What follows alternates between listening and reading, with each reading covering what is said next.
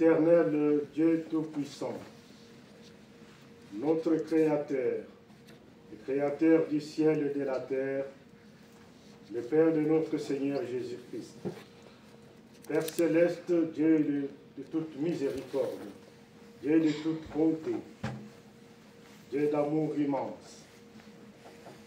Éternel, je te dis merci pour la possibilité que tu nous as donnée ce matin de venir aujourd'hui dans ta maison avec nos cœurs remplis de louanges pour te louer, te glorifier, chanter à ton nom pour tous les bienfaits que tu fais pour nous, Père Tout-Puissant.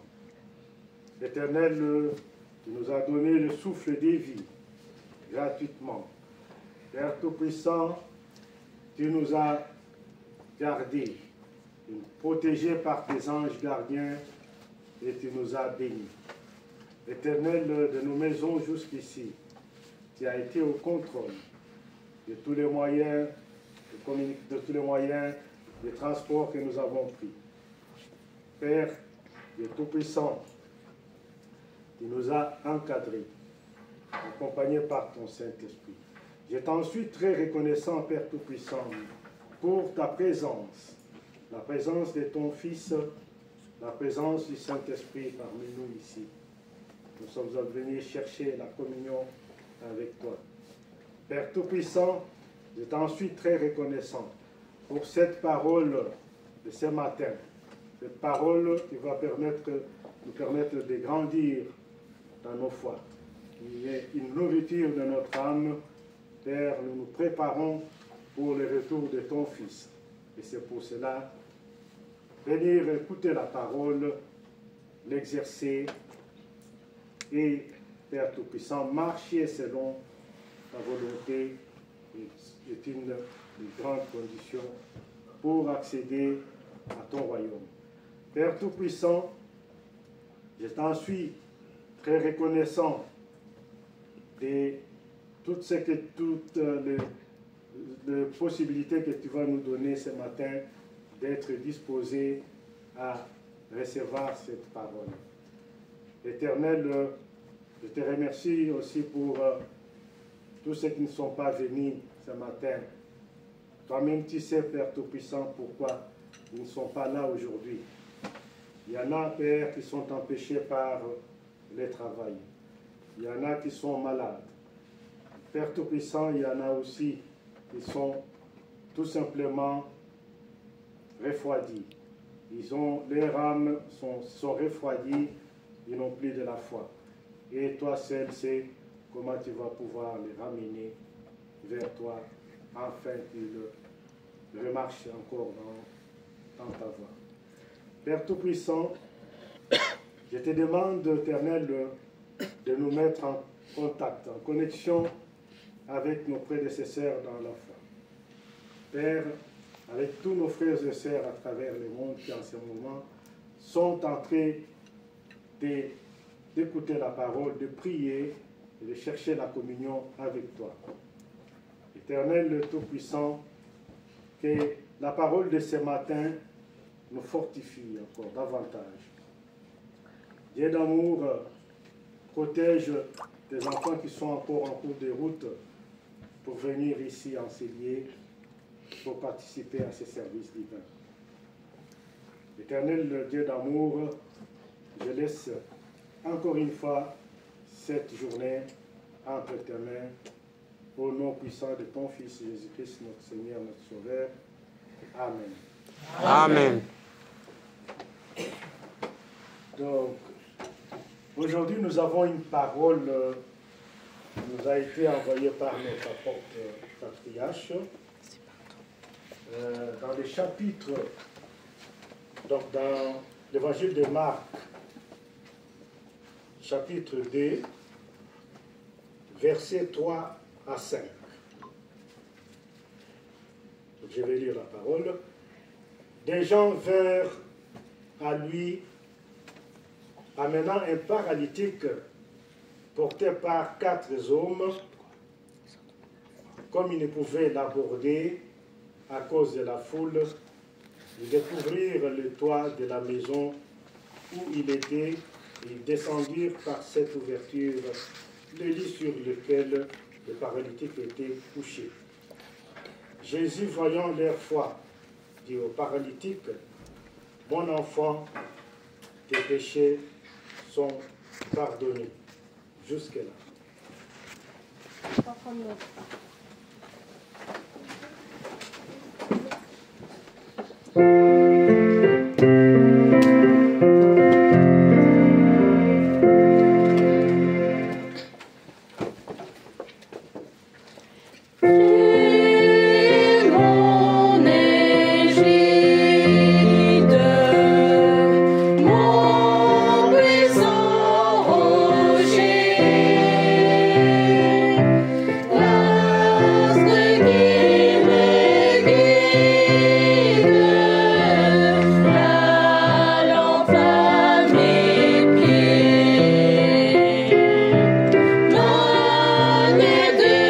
La vie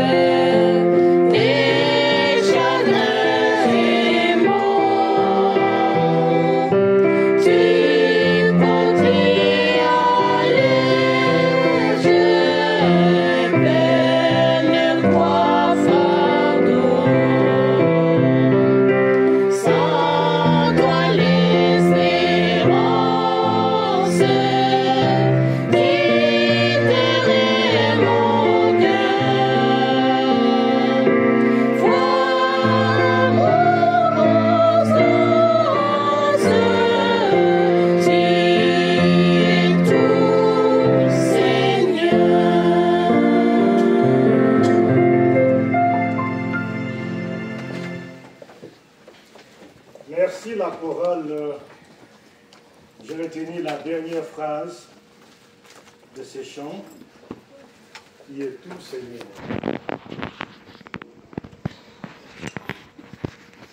Cette phrase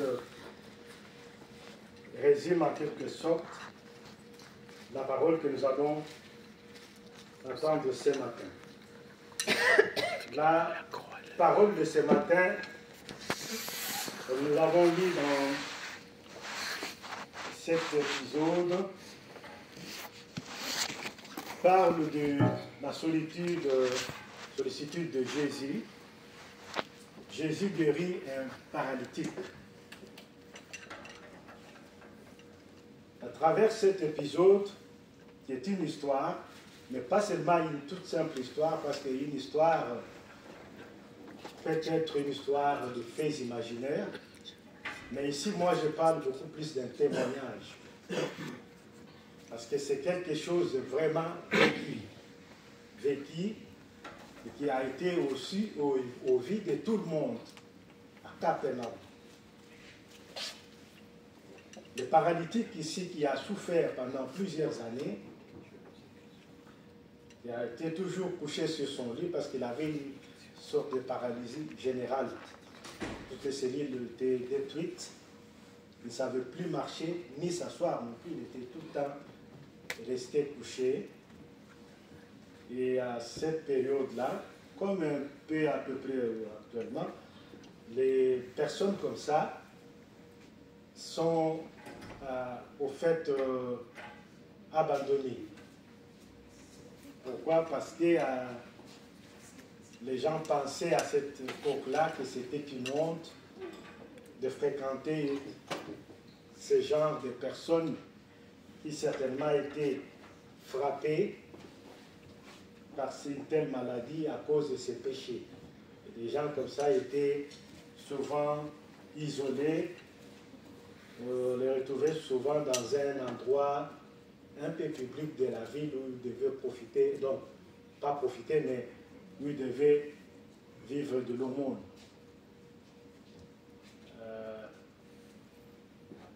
Et ici, on nous parle de quelle façon, ici dans la prédication, plus loin, en profondeur, je vais vous expliquer comment ça s'est passé, comment il a pu être guéri, hein, grâce à l'aide, grâce à l'amour, mais surtout à la foi de ses amis. Il avait quatre amis. Lui avait des amis. 4 amis et des bons amis. Et la parole d'aujourd'hui est aussi valable pour nous. Hein? Tel que l'apôtre Patriarche nous l'a écrit. Et elle est valable pour nous, pourquoi? Parce que nous devons être comme les 4 amis du paralytique par rapport à ceux qui nous ont déjà précédés. Nous nous préparons au service divin des défunts et nous, qui sommes encore vivants, qui sont comme les 4 qui peuvent faire tout pour que nos frères et sœurs qui nous ont déjà précédés puissent aussi atteindre Jésus. Parce que pour eux, la porte un peu est fermée. La porte est fermée et nous pouvons les aider à arriver à Jésus. Donc, avant d'aller en profondeur de cette parole, pour vous éclairer un peu, donner la quintessence de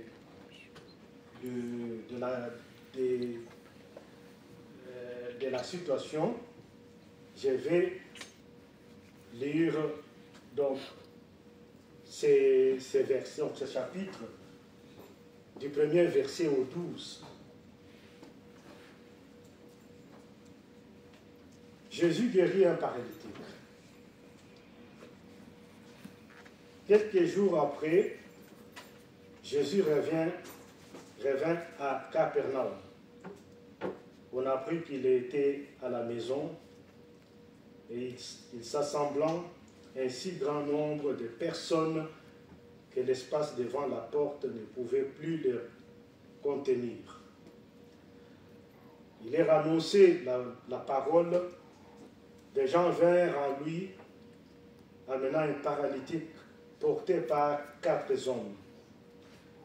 Comme ils ne pouvaient l'aborder à cause de la foule, ils découvrirent le toit de la maison où il était et ils descendirent par cette ouverture, les lits sur lesquels le paralytique était couché. Jésus, voyant leur foi, dit au paralytique, « Mon enfant, tes péchés sont pardonnés. » Il y avait là quelques scribes qui étaient assis et qui se disaient au-dedans d'eux, « Comment cet homme parlait-il ainsi? Il blasphème.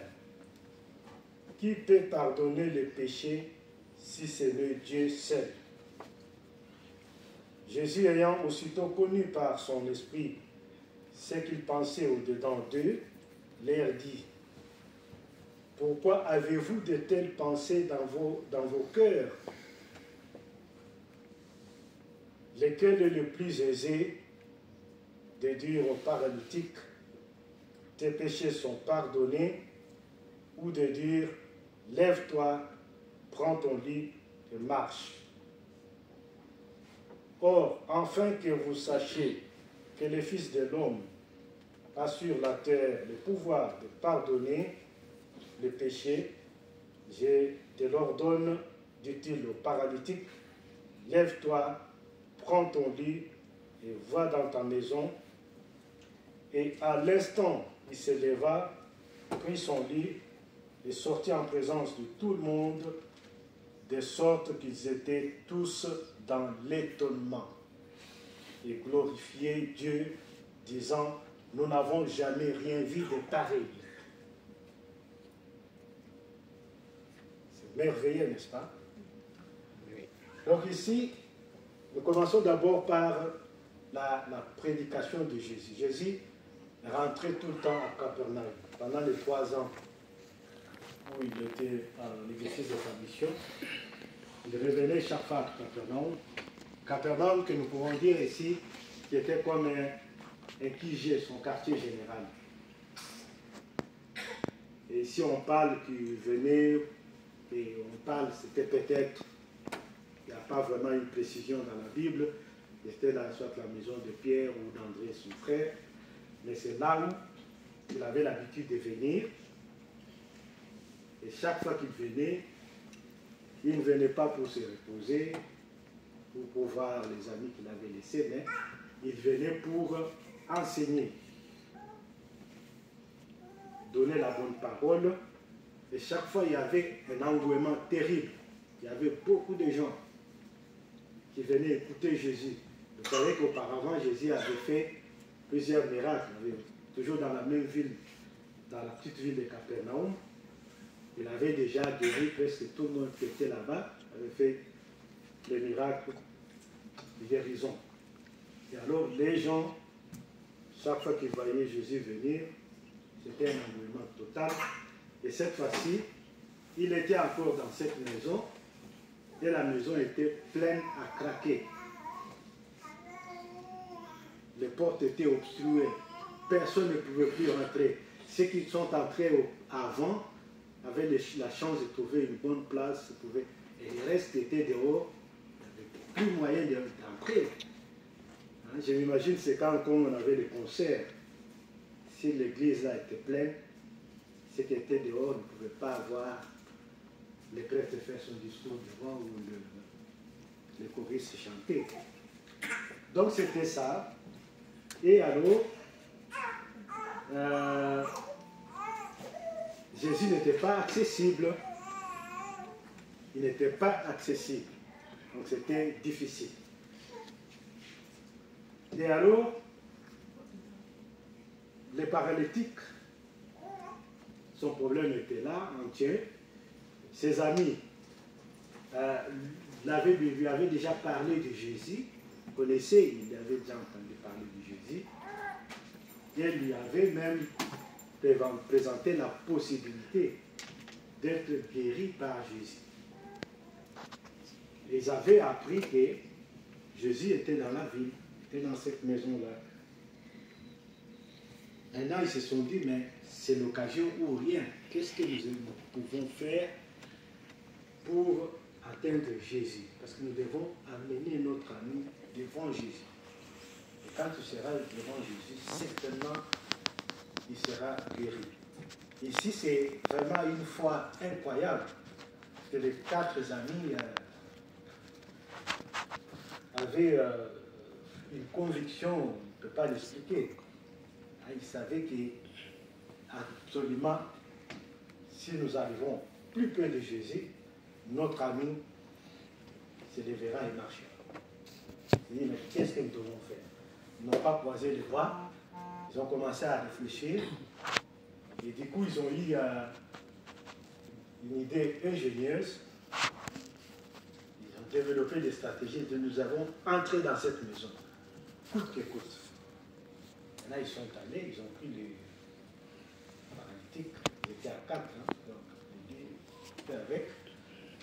Arrivé devant la maison, il y avait déjà à l'extérieur plein de gens. Il y en a qui se moquaient même d'eux et disent, mais les gars, c'était rigolo là. Vous croyez que vous allez entrer ici? Non, pas possible. Perdez votre temps. Mais il y avait d'autres, comme d'habitude, mais qui les encourageaient, faites tout. Essayez d'arriver, allez, parce qu'il est là, lui, il va faire encore des miracles aujourd'hui.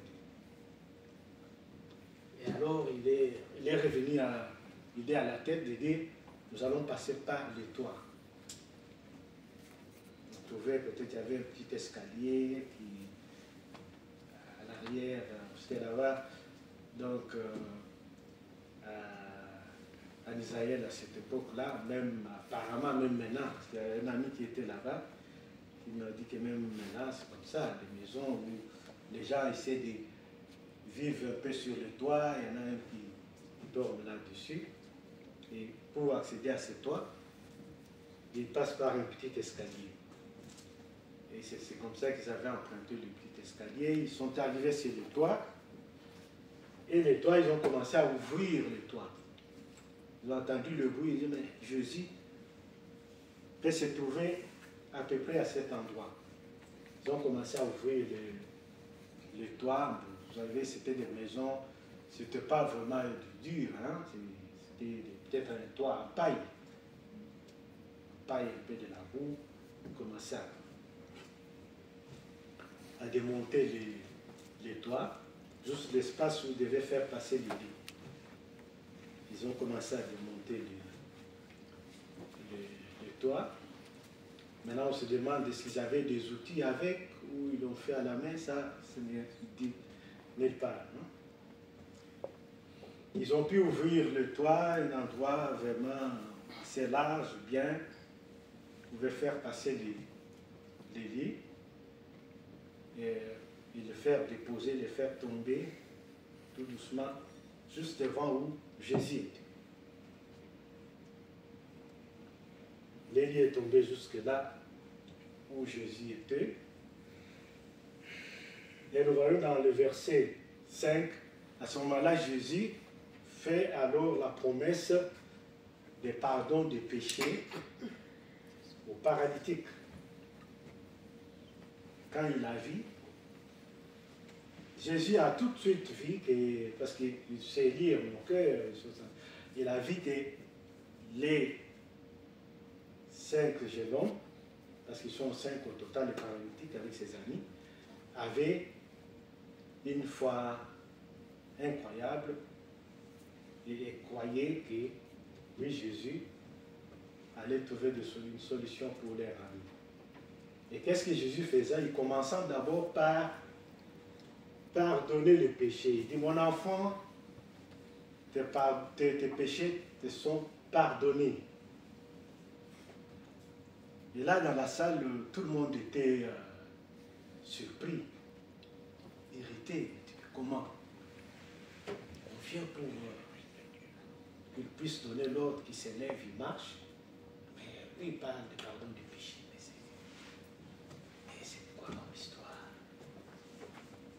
tous les efforts que les 4 amis ont fait, mais qu'est-ce que ça porte, ça? Pardon des péchés. Je dis parce que le pardon des péchés, on ne peut pas les vérifier. On ne peut pas vérifier si quelqu'un est pardonné ou pas. C'est quelque chose d'immatériel. On ne peut pas vérifier. Les gens veulent voir ce qui est vérifiable. Est-ce qu'il a fait? Hein, donc, est-ce que le paralytique s'est levé ou pas? Au moment où Jésus prononçait cette parole, le pardon des péchés pour les paralytiques, dans la salle, il y avait des scribes. Les scribes, en fait, c'était comment on appelle ça, des connaisseurs de la loi juive, des prêtres juifs qu'on appelait à l'époque. C'était des gens d'une grande connaissance, hein, selon cette période-là. Et dans leur cœur, ils se disaient, mais oh, qu'est-ce qu'il fait? Quelle histoire? Qu'est-ce qu'il raconte, ce garçon? Il dit que lui, il peut pardonner les péchés, mais c'est quoi ça? Hein, nous l'avons dit, c'est pour cela que j'ai lu jusqu'au verset 12, mais c'est quoi ça? Il blasphème, c'est quelle histoire ça?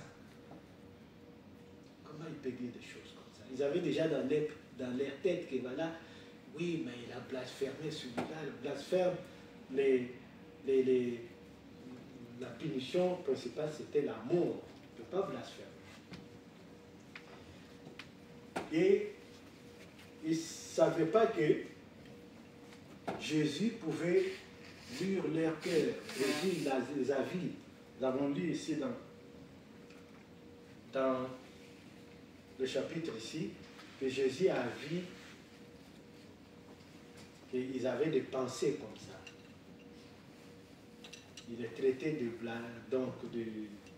usurpateur, quelqu'un qui a blasphémé, blasphémateur. Et alors, Jésus, c'est pour cela que Jésus leur demanda, mais qu'est-ce que vous croyez qui est bon? Qu'est-ce qui est primordial pour vous? Est-ce qu'il est primordial d'obtenir le pardon des péchés ou bien d'obtenir une guérison? Parce que je sais lire dans vos pensées ce que vous croyez. Et alors le scribe était étonné, ébité, comment il sait que nous pensons comme ça, que nous l'avons parlé, nous l'avons dit d'une manière silencieuse, donc personne n'a écouté.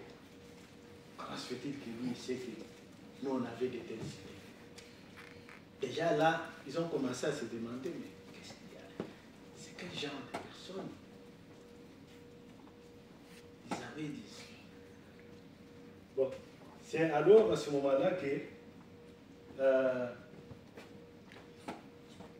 Jésus leur dit qu'il est d'abord très important, hein, et c'est ce que même notre apôtre Patriarche nous a écrit, qu'il est très important pour nous d'obtenir le pardon des péchés. Parce que le pardon des péchés nous permet d'être lavé, blanchi. Et une fois qu'on est blanchi, on peut avoir la possibilité d'accéder à la sainteté de Dieu, parce qu'on ne va pas sur le bon Dieu vers l'Éternel, vers le Seigneur, avec une charge de péché. Ce n'est pas possible. Il faut d'abord être blanchi de péché. Parce que ça ne sert à rien d'être guéri, hein, de bénéficier d'une grâce que ce soit, en ayant de charge de péché avec soi. Donc, et c'est pour nous aussi valable, c'est valable aussi pour nous aujourd'hui, la plus grande préoccupation que nous pouvons chaque fois avoir, c'est d'abord chercher le pardon du péché. Donc, être en ordre avec Dieu, tout d'abord. Et puis par après, penser à autre chose. Parce qu'une fois qu'on a le pardon du péché, on peut ne pas avoir de la richesse, on peut ne pas avoir une belle vie, on peut être malade, mais on est quand même préparé, on est quand même prêt pour la vie éternelle. Parce que, et à l'époque, ils pensaient que c'était quand on était paralytique, on avait un handicap, une maladie grave, quelque chose comme ça. C'était la conséquence du péché. En partie, oui, mais pas généralement. Parce qu'aujourd'hui, nous avons beaucoup de handicapés, mais qui sont vraiment des enfants de Dieu, qui ont toujours fait la demande de rémission de leurs péchés. Donc, maintenant, Jésus, pour démontrer maintenant sa puissance, ce n'était même pas une démonstration, mais c'est juste pour faire voir et aux scribes et à toute l'assistance que lui, comme il s'appelait les fils de l'homme, ici dans cet épisode, avait la puissance, avait le pouvoir et de pardonner le péché et aussi de guérir des maladies, de donner des solutions. Et c'est ainsi que dans le verset 8, il ordonna au paralytique de s'élever, de prendre son lit et de partir. Vous voyez, le paralytique qui était venu sur le lit, porté par ses 4 amis, le lit qu'il a toujours porté, à travers cette guérison, ce miracle de Jésus, c'est le paralytique maintenant qui porte son lit sur l'épaule, son lit, et va avec dans sa maison. Maintenant, cet acte-là avait donc laissé les personnes qui étaient là, les peuples qui étaient dans cette maison et partout dans Capernaum, parce que vous voyez, Capernaum, ce n'est pas comme des villes, hein, c'était au fait des petits contrées, des petits villages, pas des milliers d'habitants. Et la nouvelle s'était très vite propagée, parlée partout. Ah, il est guéri, on suppose, bon, il s'appelait Jacob, je ne sais pas. Il est guéri, il marche, nous l'avons vu. Nous l'avons vu marcher. Oui, le paralytique là, oui. Il est parti chez lui, avec son lit. Il marche, il a retrouvé tous ses sens. C'était un événement incroyable, il n'avait jamais vu des choses auparavant. Et alors la leçon ici principale, c'est quoi? C'est que nous devons être des amis, des meilleurs amis, comme les 4 amis du paralytique. Nous devons les faire pour nos amis avec lesquels nous vivons, parce que l'amitié, ce n'est pas seulement voilà, on va aller ensemble à la kermesse, à la foire des Lièges, ou est-ce qu'on peut aller ensemble prendre un petit verre ensemble, on peut aller faire un petit tour, est-ce qu'on peut faire un petit voyage ensemble. Non, c'est aussi amener ses amis vers les Seigneurs. Nous avons quelques témoignages ici. Ici chez nous, dans notre église, des frères et sœurs qui ont amené leurs amis vers le Seigneur. Et c'est ce que nous devons tous commencer à faire. Mais surtout aussi que nous avons, comme je l'ai dit au départ, nos frères et sœurs qui nous ont déjà précédés, sont déjà dans l'au-delà, qui sont comme les 4 amis paralytiques devant une maison pleine, la porte n'est pas accessible, elle est fermée. Qu'est-ce qu'il faut faire? Il faut toquer plus haut. Il faut toquer plus haut, hein, il faut tout faire, il faut s'imaginer pour dire comment nous pouvons les faire arriver devant le Seigneur pour qu'il puisse avoir le pardon des péchés. Voilà, en résumé à peu près, ce que nous pouvons retenir ce matin par rapport à l'histoire ici, le témoignage des paralytiques, et qu'est-ce que ça peut être comme une leçon pour nos vies, des enfants de Dieu, au nom puissant de Jésus, notre Seigneur et Sauveur. Amen. Amen. Amen. Voilà, donc comme vous le voyez, nous sommes tous là, 3.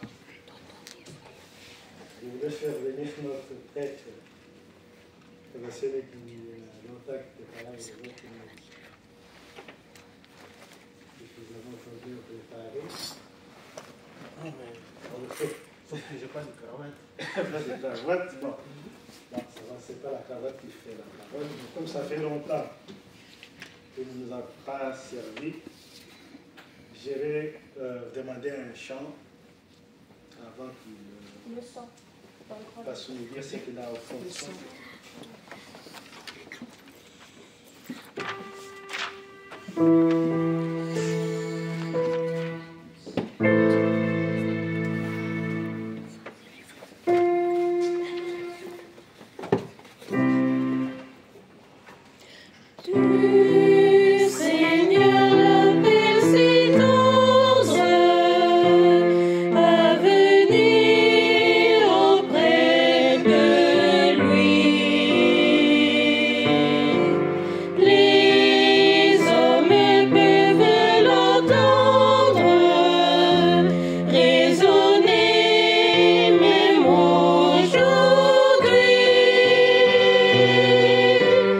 River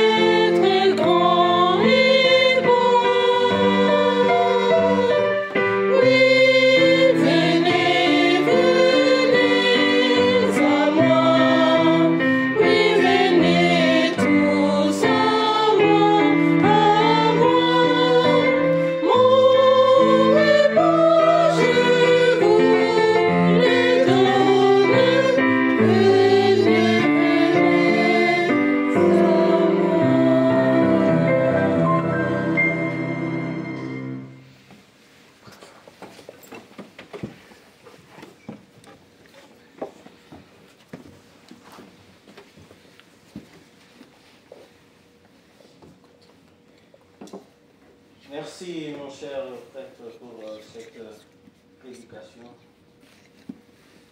Bien-aimé, c'est avec joie que je me retrouve encore derrière cet hôtel de grâce. Ça fait un bon bout, un bon temps. J'étais presque un peu indisponible avec toutes les situations qui nous arrivent dans ce monde et tout ça, mais heureusement, Dieu merci. Ce matin, je n'ai pas grand-chose à dire. Je crois que notre prêtre a déjà expliqué ce qui s'est passé avec les 4 amis qui ont emmené leur ami vers le Seigneur Jésus-Christ. Ils ont montré leur amour. Ils ont mis leur foi en action. Parce que la foi, ce n'est pas tout simplement en parole, mais il y a aussi des actes. Nous, qu'est-ce qui nous est demandé ce matin, mes bien-aimés? Nous préparons un service en faveur de défunts. Il y a nos bien-aimés avec qui nous avons vécu avec eux, qui nous ont précédés dans l'au-delà. Peut-être qu'on est resté avec beaucoup de soucis, qu'on a pleuré. Le cœur a été blessé, il y a encore des plaies, il y a encore des cicatrices. Mais, comme on nous dit, rien ne pourra nous séparer de l'amour de Dieu, ni la mort, ni toutes les situations qui nous arrivent sur cette terre. L'amour de Dieu est au-dessus. Nous avons pleuré nos bien-aimés, nous les avons encore à cœur. Ce matin, on nous donne une occasion. Ce n'est pas seulement ce matin, mais pendant cette semaine qui précède ce service en faveur de défunts, que nous puissions montrer notre amour envers eux, prier pour eux, intercéder pour eux, pour qu'ils puissent. Il y a certains qui sont partis, peut-être avec des colères, avec de la haine. Je vais par exemple prendre un exemple facile. C'est aussi un exemple fort. Dans ce monde, il y a des mamans qui conçoivent les enfants, mais à la fin, ils disent non, on ne veut pas les mettre au monde, on va avorter. C'est toute une âme qu'on a tuée. Et ces enfants-là, quand ils partent avec une colère terrible. Ils disent, mais qu'est-ce que nous on a fait pour qu'on ne puisse même pas nous donner une chance de vivre dans ce monde, ne fût-ce que quelques jours. Ils sont en colère. Et nous devons intercéder pour eux par notre prière, pour qu'ils puissent pardonner ce qu'ils les ont envoyés dans ce monde-là d'une manière précoce. Ou alors les gens qu'on a assassinés, ils partent en colère. Ils disent non, on m'a ôté la vie. Peut-être ils crient vengeance, mais Jésus, aujourd'hui, ce matin, il nous met devant cet autel de grâce pour nous pardonner, comme il a pardonné le paralytique. Parce qu'il savait que le plus important, c'est d'abord la vie éternelle. Que même si on l'est soigné, on l'a soigné, il a été guéri, il a marché. Mais est-ce qu'aujourd'hui, où est-ce qu'il vit? Est-ce qu'il est encore à Capernaum? Je crois que ces jours sur cette terre sont déjà partis. Mais son âme que Jésus avait pardonné, s'il est resté attaché à Jésus, en fuyant le péché, en faisant du bien, je crois que cette âme-là reste en vie. C'est ce qui est plus important pour nous. Alors, nous avons cette mission de démontrer notre amour envers notre prochain. Prier pour lui afin qu'ils puissent s'approcher de cet hôtel de grâce. Puisque dans l'au-delà, il n'y a pas d'hôtel de grâce. L'hôtel de grâce est ici. Et les apôtres à qui notre Seigneur Jésus-Christ a donné la mission de pardonner nous mandatent, nous, les humains qui sont sur cette terre, pour annoncer cette prière. Cette phrase, selon la mission qu'on m'a confiée, vos péchés sont pardonnés. Et quand nous avons la foi, nous savons qu'effectivement, nous sommes pardonnés. Et quand nous prenons le corps et le sang de notre Seigneur Jésus-Christ, nous avons la vie éternelle au-dedans de nous. Et nous allons ressembler de plus en plus à notre Seigneur Jésus-Christ et nous serons prêts pour ces jours-là, afin qu'à son retour, que nous puissions tous aller rester dans cette joie qui n'aura pas de fin. S'il nous plaît, mes bien-aimés, prions pour eux. Montrons notre amour envers eux. Nous n'allons pas démonter le toit qui est de l'autre côté, mais les barrages qui est là, le mur qui est là quelque part, sera brisé par notre prière en nous confiant plus à cet héros qui est notre Seigneur Jésus-Christ. Ainsi, ils seront dans la joie et tous ensemble, nous allons espérer que ces jours-là, notre Père Céleste va nous prendre dans son sein. Que notre Père Céleste soit loué. Amen. Amen. Je vais faire venir aussi notre prêtre Minos. Nous sommes dans la période du préparatif du service divin en faveur des défunts. Ce sujet-là, certainement, et notre prêtre Minos a des choses à nous dire qui vont nous éclairer davantage.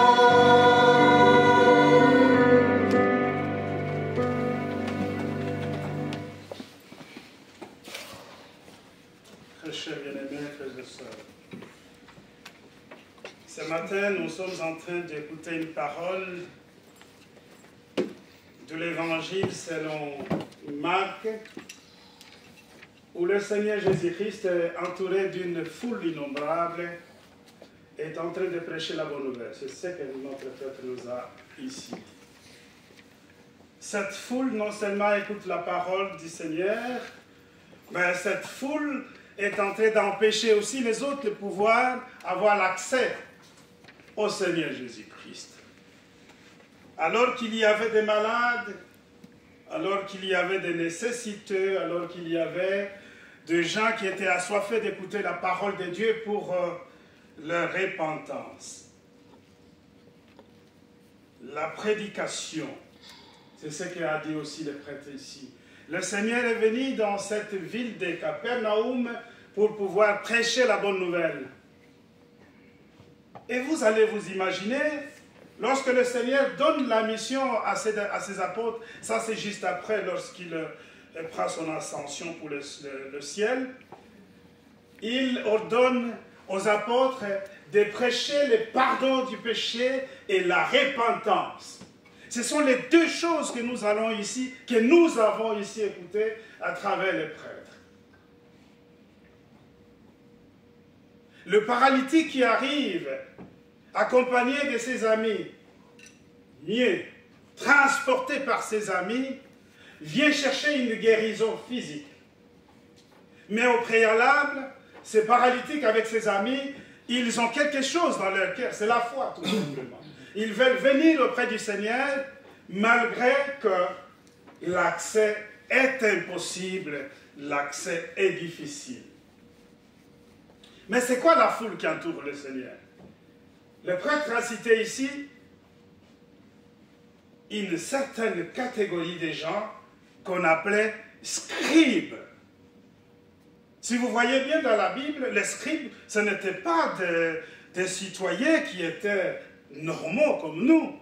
C'était des prêtres, c'était des gens censés connaître la parole de Dieu. Ils étaient autour du Seigneur pour écouter la parole, mais aussi pour pouvoir analyser ce qu'il était en train de prêcher, si ça concorde avec la parole de Dieu. Alors, il y avait, quand vous lisez dans Luc est encore explicite, parce que Marc parle des scribes tout simplement, mais Luc dit, dans ces lieux-là, il y avait aussi des pharisiens, il y avait aussi des hommes de la loi. C'est toutes les catégories qui faisaient la force de la parole de Dieu en cette époque-là. Ils étaient autour du Seigneur. Ils ont occupé la place, sûrement dans la maison, auprès du Seigneur, entourés ils ont entouré le Seigneur pour l'écouter. Et heureusement, ils ont eu la bonne place. C'est comme nous, chacun a pris la place ici, dans la maison de Dieu, auprès de l'autel de grâce, est en train d'écouter la parole de Dieu. Mais là dehors, il y a une foule innombrable qui empêche les autres de pouvoir accéder à ces lieux ici. C'était comme ça, tout simplement.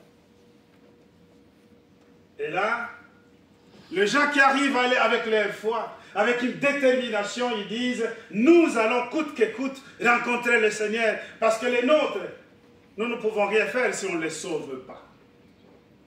Ils sont montés sur les toits. Ils ont détruit la maison de l'autre. On ne sait pas, le prêtre l'a dit, hein. Peut-être qu'elle pouvait être la maison de Pierre, d'André, son frère, ou de Matthieu, on ne sait pas. Parce qu'ils étaient tous des Capernaum, hein, ces gens-là. Ces pécheurs, la plupart, hein. Ils étaient des Capernaum. Mais le Seigneur qui a mis sa base dans Capernaum, il était en train de faire beaucoup de miracles et cela a suscité de l'engouement et les gens ont écouté la parole, ils ont dit, là si nous avançons, chacun de nous, nous allons recevoir notre miracle. Ils ont accouru vers le Seigneur. Ce sont parfois des quiliers, ce sont parfois des gens qui venaient tout simplement par leur intérêt personnel. Vous le savez bien, il y en a qui sont suivis le Seigneur pour pouvoir manger, n'est-ce pas? Et peut-être qu'après, chacun préparait son panier tout le temps disant, écoutez, cette fois, s'il fait encore des miracles, des pains, des poissons, moi je vais avoir mon panier et je vais tout ramasser pour mettre dans le panier pour l'amener à la maison. Et pour ceux qui ont écouté le miracle des maladies, je ne sais pas quoi, ils se préparaient tous. Et aucun malade ne restait.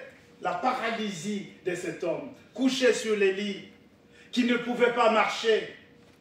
Mieux valait la peine pour les lépreux. Ils étaient debout, ils pouvaient marcher, ils pouvaient fuir, ils pouvaient aller chercher des bonnes places pour pouvoir demander qu'on leur donne quelque chose. Mais cet homme couché sur les lits, il était presque mort. Un paralytique n'attendait que la mort. C'était le soulagement pour un paralytique. Mais ce paralytique, à travers ses amis, est accompagné vers Jésus-Christ. Et ce paralytique fait maintenant l'objet d'une grande prédication. On les fait tomber autour devant Jésus-Christ, voulais-je dire. Et lorsque le paralytique vient devant Jésus, la première parole de Jésus est celle-ci. Tes péchés te sont pardonnés, mon fils. Le scribe et qui scripte la loi, qui scripte la parole de Dieu et qui suivent à la lettre tout ce qui est écrit dans les livres de Dieu, disent cet homme est en train de blasphémer. Parce que dans la Bible, si vous lisez dans Ésaïe 43, 25, on vous dit, il n'y a que Dieu qui peut pardonner les péchés. Il n'y avait que Dieu, il n'y avait pas d'autre. Mais qui est celui-ci qui va pardonner les péchés?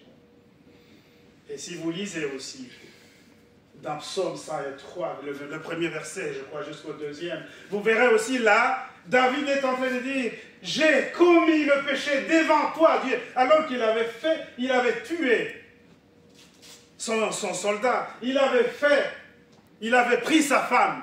Le péché qu'il a commis, selon nous, il a commis dans la famille de cet homme-là. Mais il dit, j'ai commis le péché contre toi. Ce que nous commettons comme péché, nous les commettons contre Dieu. Nous ne les commettons pas contre les humains. C'est ce que ça veut dire. Et le Seigneur commença par pardonner les péchés. Pourquoi il pardonne les péchés? C'est parce que cet homme n'a jamais connu la liberté. Et vous le savez bien que lorsque Dieu a chassé Adam et Ève dans le jardin, il a maudit la terre, il a maudit l'homme. Et cette malédiction ne pouvait quitter l'homme que lorsqu'il est pardonné de ses péchés. Et alors, cet homme est pardonné. Et les scribes sont en train de murmurer. Comment il peut faire ça? Il blasphème, je ne sais pas quoi. Et Jésus, lisant la parole, lisant leurs pensées dans le cœur, il leur dit, qu'est-ce qui est difficile selon vous? Pardonner les péchés parce que vous ne les voyez pas, ou guérir ces malades? Et si je vous le disais, tout de suite, je crois que c'est dans le verset ici de la parole que le prêtre a lu. Et si je disais, prends ton lit et marche, qu'est-ce qui est difficile selon vous? Et là, le Seigneur, Jésus-Christ, c'est le Dieu Tout-Puissant. C'est Dieu. Il n'y a pas quelqu'un qui peut pardonner les péchés en dehors de Dieu, le Créateur. Et lui, le Dieu incarné, lui, le Fils de l'homme, il a prononcé, d'ailleurs le prêtre l'a dit, le Fils de l'homme. Jésus, on lui a donné beaucoup de noms. Hein. Seigneur, Tout-Puissant, je ne sais pas, Prince de la paix, ainsi de suite, Emmanuel, Jésus, le Seigneur parmi nous, le Fils de Dieu plusieurs fois. Et lui-même s'est dit, le Fils de l'homme. Il s'est appelé Fils de l'homme. Fils de l'homme, nous ne sommes pas des fils de l'homme, nous sommes les fils des hommes. Mais le seul Fils de l'homme, c'est le Seigneur, parce qu'il est Dieu. Et c'est lui à qui nous devons aller demander le pardon des péchés. C'est lui qui pardonne les péchés. C'est pourquoi il a pardonné les péchés de ces paralytiques. C'est pourquoi il lui a aussi sauvé. Pour démontrer à ces gens-là qu'ils ne voyaient pas qu'il avait la capacité de guérir et de pardonner les péchés des gens. Mais le mieux, c'est pardonner les péchés, parce que c'est ça qui nous amène dans le royaume de Dieu. Parce qu'on peut te guérir aujourd'hui, comme l'a dit ici le prêtre. Si tes péchés ne sont pas pardonnés, c'est pour cette terre. Alors ne soyons pas des kyriés, tout simplement, comme les scribes. Ne soyons pas ceux qui empêchent les autres de venir auprès du Seigneur. Soyons les 4 amis qui ont la force d'avancer et de trouver la place où nous allons amener les nôtres devant le Seigneur pour écouter la parole de Dieu, pour que leurs péchés soient pardonnés, pour qu'ils soient guéris de leur infirmité. Chers bien-aimés, chers frères et sœurs, le dimanche prochain, comme nous l'a dit le prêtre, nous prions pour les nôtres. Nous prions pour nos familles, nous prions pour nos amis, nous prions pour nos connaissances. Nous amenons avec nous la prière et nous disons à Dieu, sauvez-nous, cher Père Céleste, nos amis, nos familles. Que la barrière de l'extérieur ne nous empêche pas, Que la foule qui entoure le Seigneur ne nous empêche pas d'accéder les lieux où se trouve le Seigneur. C'est quoi la foule? Ce sont les pensées qui sont dans nous. C'est ça qui nous empêche de venir vers le Seigneur. Nous avons aussi des empêchements. Parfois le dimanche, on s'est déjà préparé pour venir à l'église. Il y a un téléphone qui sonne. Allô? Tu es où? Tu sais ce que nous avons parlé depuis longtemps, ce que nous avons mis en place? Tu sais que c'est vraiment un négoce qui peut nous donner beaucoup d'argent? Alors c'est aujourd'hui, c'est à 10 heures. Alors tu es où? Tu sais, nous avons une réunion familiale. Il faut que tu arrives vite. C'est toi d'ailleurs que nous avons choisi comme modérateur. Et toi tu prends toutes les ailes, tu dis, ah c'est moi, on m'a donné beaucoup de poids dans la famille. Et ça finit l'église et c'est par là. Notre prêtre, le prêtre Kastafi l'avait dit une fois, dans la liste des choses que nous élagons plutôt, où nous enlèvons pour la bonne compréhension, la première des choses dans cette liste, c'est l'église que nous enlèvons. Lorsque nous avons des préoccupations à gauche, à droite, aller ici, je ne sais pas quoi, des courses, ainsi de suite, je vais aller, la première des choses. Et l'église? Non, l'église, je mets de côté, le dimanche prochain, je vais aller. Ah bon? L'église, c'est le dimanche prochain. Toutes les autres courses sont en vigueur. Très bien. Mais tu sais, c'est seulement cette pensée-là, tu es resté paralytique. Tu n'avances pas. Tu es couché sur ton lit de malade. Toi qui as déjà rencontré le Seigneur, tu as encore des doutes comme le scribe et le pharisien. Venez vers le Seigneur. Donnez-lui votre cœur. Vous serez pardonné et vous serez guéri de vos maladies, de vos infirmités spirituelles. Amen. Amen. Voilà, c'était vraiment édifiant. Après tout ce que nous venons d'écouter ce matin, et ne soyons pas attirés, donc la leçon ici, beaucoup plus vers le miracle. Parce que nous avons constaté dans ces derniers temps, il y a beaucoup d'églises qui prêchent les miracles. Prospérité, miracle, prospérité. Et ça, c'est ce qui constitue vraiment la grande motivation pour beaucoup qui disent, je vais aller vers cette église-là pour obtenir la guérison de ma maladie. J'ai un problème de santé, et là, ça sera résolu. J'ai un problème financier, j'ai un problème d'emploi, je cherche un mari, je n'en touche pas. Mais nous, ici, aujourd'hui, nous venons d'apprendre que ce n'est pas ça qui doit être la motivation principale pour venir vers le Seigneur. La motivation principale, c'est nous venons vers le Seigneur pour obtenir les pardons des péchés. C'est parce que là, nous allons nous préparer au pardon des péchés. Donc, nous venons pour ça. Parce que c'est ça ce qui nous donne les passeports, qui nous donne les visas, les tickets, et la garantie d'avoir une vie éternelle. Tout le reste, c'est des trucs de vanité, de futilité, qui ne doivent pas beaucoup nous préoccuper. Donc, pour la préparation au pardon des péchés, nous allons chanter le cantique 270. Prenez espoir.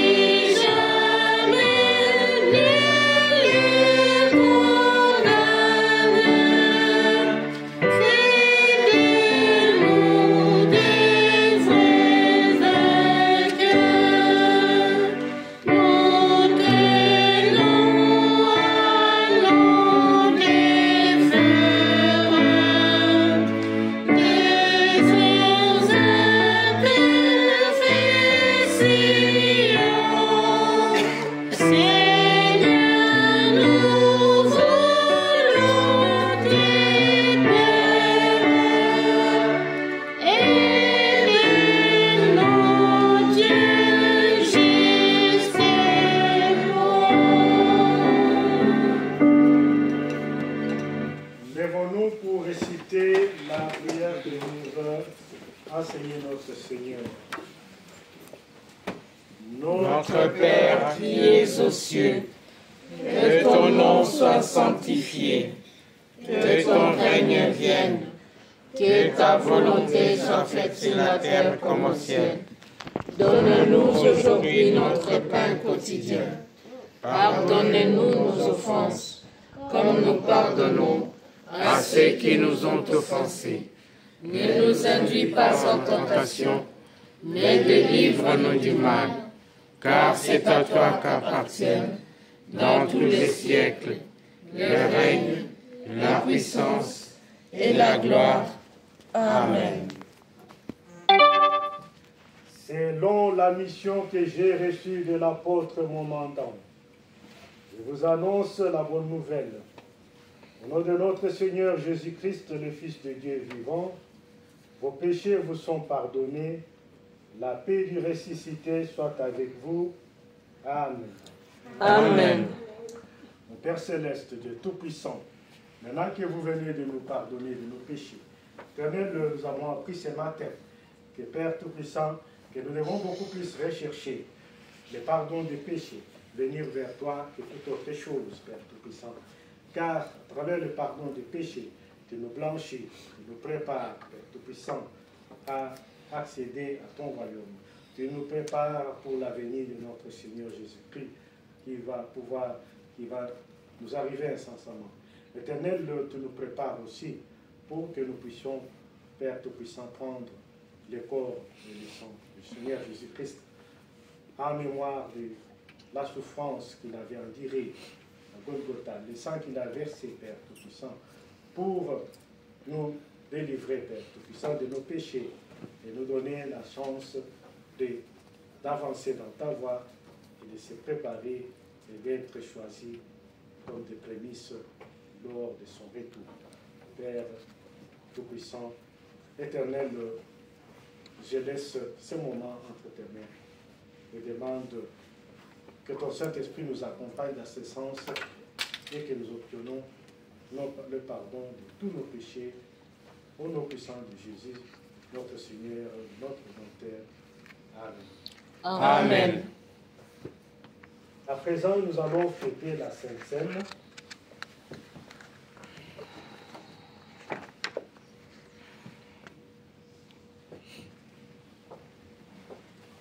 Au nom de Dieu le Père, le Fils et le Saint-Esprit, je consacre le pain et le vin pour la Sainte Seine et je dépose le sacrifice unique de Jésus-Christ, valable en toute éternité, car le Seigneur prit du pain et du vin et rendit grâce et dit, ceci est mon corps qui est donné pour vous, ceci est mon sang, le sang de la nouvelle alliance, qui est répandu pour beaucoup, pour le pardon des péchés.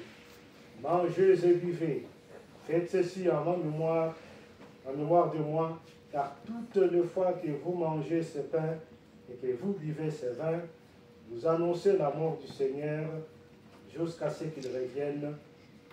Amen. Amen.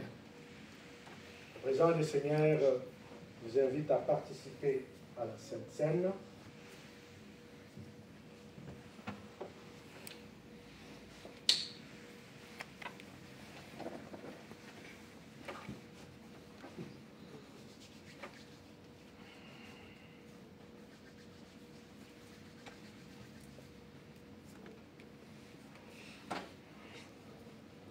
Le corps et le sang de Jésus.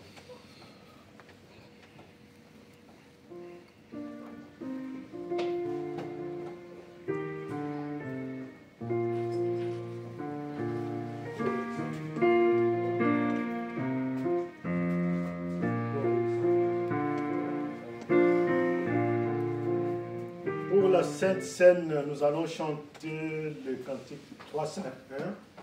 Asseyez-vous. Asseyez-vous.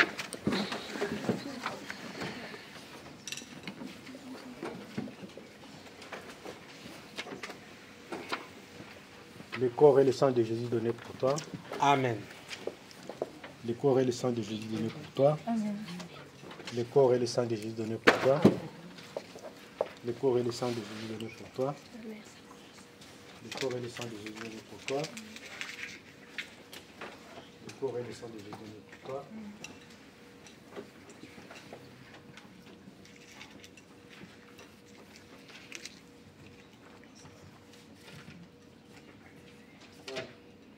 La table du Seigneur est ouverte. Va jouer les 300, je crois.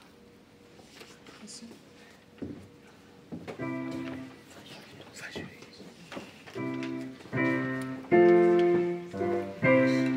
Le corps et le sang de Jésus pour toi. Le corps et le sang de Jésus pour toi.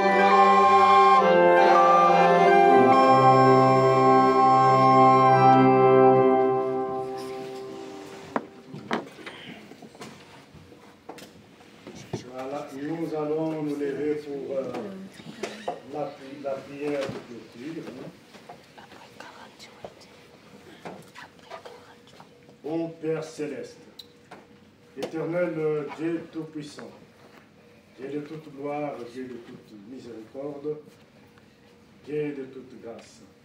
Éternel, merci pour ce service divin. Ce service divin combien édifiant. Père Tout-Puissant, les services dans lesquels tu nous as appris, Père Tout-Puissant, de rechercher en premier lieu et beaucoup plus le pardon du péché. Père Tout-Puissant, de venir vers toi, de ramener donc vers toi nos amis, Père, de ramener aussi, Père Tout-Puissant, nos frères et sœurs qui nous ont déjà précédés dans l'au-delà, vers toi, vers cette porte fermée que nous devons, Père Tout-Puissant, toquer le plus haut possible pour que ce soit ouvert, pour que nous puissions avoir l'accès au Seigneur et que le Seigneur puisse nous donner le pardon du péché et pardonner aussi à ceux qui nous sont déjà précédés, qui n'étaient pas préparés lors de leur départ. Mon Père Céleste, je te laisse le reste de toute cette journée entre tes mains. Père, que tu veilles à nos retours. Et tu nous protèges par tes anges gardiens. Éternel, que tu nous protèges aussi dans toute cette journée de dimanche et que tu nous prépares pour une nouvelle semaine. Que tu protèges nos familles, Père Tout-Puissant. Père éternel, que tu veilles aussi à nos enfants, Père, qui sont encore en vacances et que tout se passe bien. Éternel, que tu penses aussi à tous nos autres, nos bien-aimés, qui n'ont pas été avec nous ce matin ici, qui ont été empêchés par une raison ou une autre, Père Tout-Puissant. Que là où ils sont, Père, que tu puisses, par ton Saint-Esprit, les assister, les visiter, et Père, les orienter vers toi. Qu'ils puissent se souvenir de toi, malgré leurs empêchements. Ceux qui sont malades, Père Tout-Puissant, dans les hôpitaux, partout, Père, quelle que soit la maladie, que tu puisses les guérir. Éternel Tout-Puissant, je te demande, Père Tout-Puissant, par ta bonté aussi, d'assister tous ceux qui sont dans le deuil. Ô Père Tout-Puissant, tu es Dieu le consolateur des âmes. Et surtout que tu puisses leur donner du courage, de te rester fidèle et de te faire confiance. Éternel, Dieu de toutes solutions, Dieu de possible. Éternel, prends les charges de tous tes enfants, les charges qu'ils déposent dans tes mains.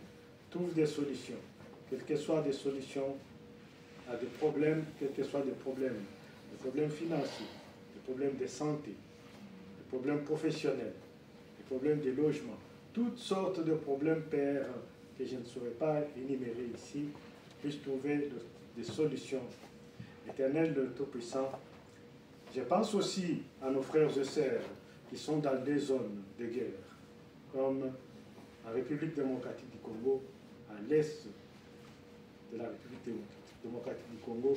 Les enfants sont en train de traverser des moments très difficiles, des moments de la guerre. Que tu puisses intervenir, que cette guerre, ces atrocités puissent s'arrêter et qu'ils puissent retrouver la paix, que tu puisses donner la paix divine. La paix divine, que tu fasses la même chose dans le Moyen-Orient, en Ukraine, partout dans le monde où le bruit des armes empêche la quiétude et la paix de tes enfants. Éternel Dieu d'amour, donne-nous plus que nous t'avons demandé dans nos prières. Exauce-nous, nos puissants de ton Fils, Jésus-Christ notre Seigneur, notre Rédempteur. Amen. Amen. Que la grâce du Seigneur Jésus-Christ, l'amour de Dieu et la communion du Saint-Esprit soient avec vous tous. Amen.